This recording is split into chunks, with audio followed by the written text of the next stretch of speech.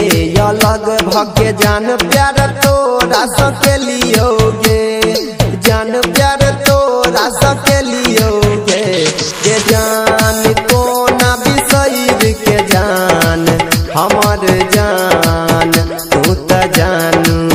कोना ससुरा में गेलगे ये जान तू कोना बिसैर के हमरा सुन जान गे जान तू तो ससुरा चल गेलगे सबसे अलग भगे जान प्यार तोरा सके लियोगे हाँ जान प्यार तोरा सके लियोगे गे जान कोना बिसैर के जान हमर जान गे परान छोइरा ससुरा चल गेलगे गे जान गे कोना बिसैर के जान हमर जान गे परान छोइरा ससुरा चल गेलगे। अभी आप सुन रहे हैं टेनवारी से माँ दुर्गा म्यूजिक की प्रस्तुति। DJ Mukesh Sharma DJ Mukesh Sharma music by Sanjay Samrat. आबै छेला रोज रोज रानी मिलब सवारी गे जहानी मिलब सवारी गे रानिया आबो न याद आबै छौ हमर जान गे जानू छोइर ससुरा तू गेलगे गे रानी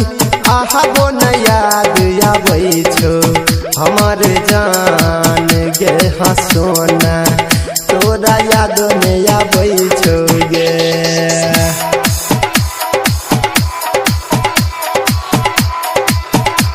डीजे मुकेश शर्मा डीजे मुकेश शर्मा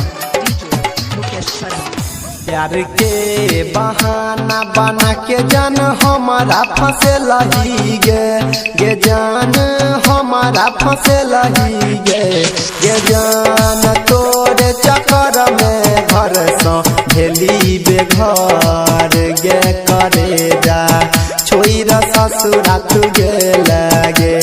गे जान तोरे चक्कर में घर से भेली बेघर गे करे जा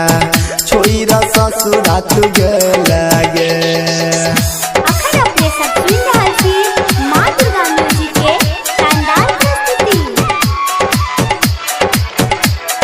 DJ Mukesh Sharma DJ Mukesh Sharma Mukesh Sharma music by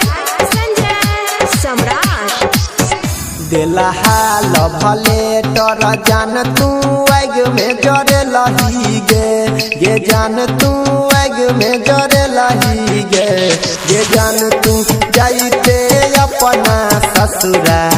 सुन मोबाइल हमर जान अपना बंद कर लही गे जान गे जाइते अपना ससुरा